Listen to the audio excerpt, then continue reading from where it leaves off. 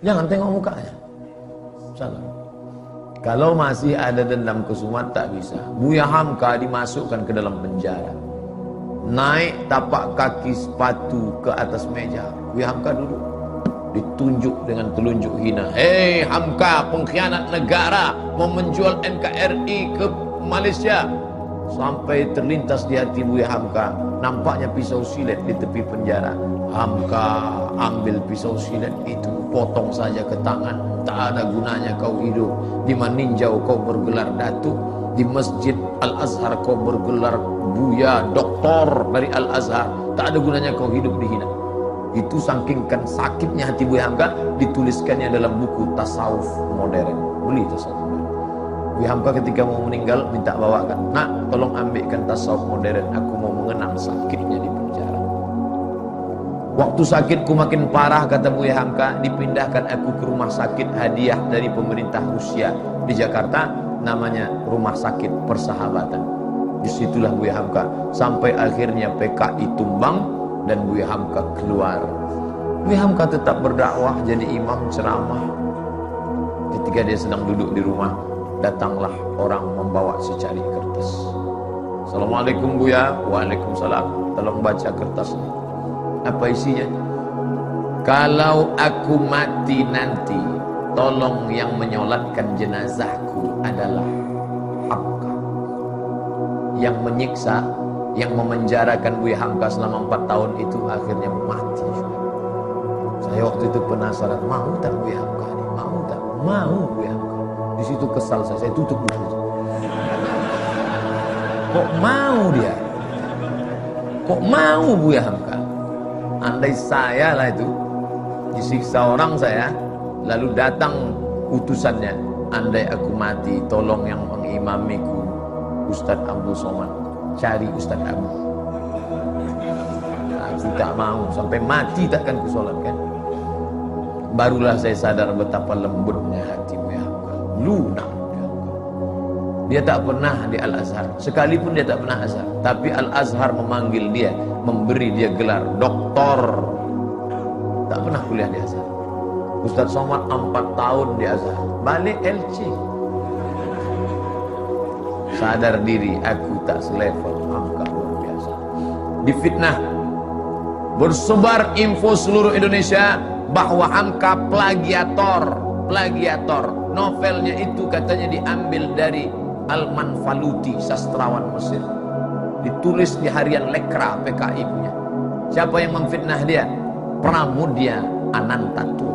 Pram. Buya tak melawan, diam. Akhirnya isu itu hilang, PKI jatuh, NKRI tetap tegak berdiri, dan tak lama sesudah itu datang perempuan bermata sipit dengan suaminya mu'alaq, mau masuk Islam. Assalamualaikum. Waalaikumsalam. Kamu siapa? Nama saya. Enggak. Dia mau masuk Islam. Kata Buya, kamu ni siapa? Saya disuruh ayah saya kemari Buya. Untuk apa? Supaya suami saya ni calon masuk Islam, belajar Islam sama Buya. Nama ayah kamu siapa? Pramudia Anantatur. Begitu cara Pram minta maaf. Dia tak datang ke rumah Hamka. Anak menantunya disuruhnya belajar Islam. Dan Hamka mengajar menantu Pram itu sampai paham Islam. Lembut hati Hamka. Padahal fitnah luar biasa. Andai saya lah jadi Hamka waktu itu. Datang orang mau belajar Islam, sampai mati tak akan kuajar. Kau cari aja ustaz lain. Itu ustaz di MDI 1000 orang, di IKMI ada 600 orang. Panas hatiku. Karena kalau hati kita panas, ngajar orang tak betul. Bismillahirrahmanirrahim. Kita marah. Tapi ternyata marah Hamka itu melebur bersama apa? Maaf, tak berkesan. Kalau masih berkesan, berbekas, bukan maaf. Saya maafkan dia Pak Ustaz, tapi untuk datang ke rumahnya rasanya 2030 lah Pak Ustaz. Belum, itu belum maaf. Tak ada contoh. Nanti kalau saya sebutkan Nabi, orang, itu kan Nabi. Saya sebutkan Abu Bakar, itu kan Abu Bakar. Mana orang kita? Hamka, orang awak mana dari Maninjau. Bisa dia memaafkan. Luar biasa Haji Abdul Malik. Tapi jangan bayangkan Hamka itu tak pemarah. Hamka itu pemarah. Waktu dia pergi haji naik kapal, berhentilah kapal di pelabuhan Padang. Sampai di pelabuhan, mau sholat, ada pegawai kapal melarang sholat. Memadu mereka ke Buya. Buya, ya ini ada pegawai kapal melarang sholat berjamaah. Katanya tak ada sholat berjamaah di kapal, sholat aja di kamar masing-masing.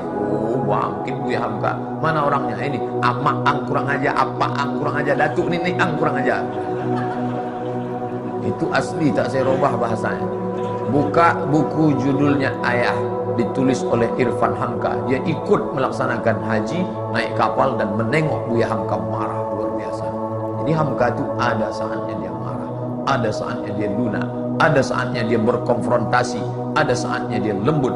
Dalam masalah kunut subuh, lembut hati Buya Hamka. Diundang oleh orang NU di Jember, diangkatnya tangan. Allahumma hdina fi man hadain, amin. Orang semua tahu dia Muhammadiyah. Muhammadiyah tak berkunut, tapi hatinya lunak menjaga persatuan umat. Tapi ketika diajak dia oleh HMI, oleh Himpunan Mahasiswa Indonesia untuk menyambut Paus Paulus, tak mau deh.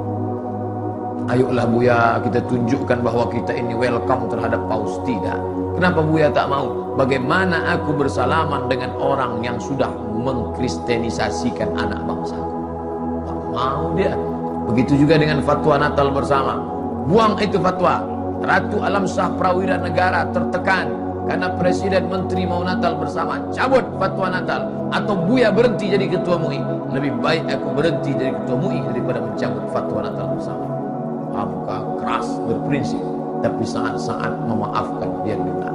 Kita ambil maaf Hamka di bulan Syawal yang penuh barakah.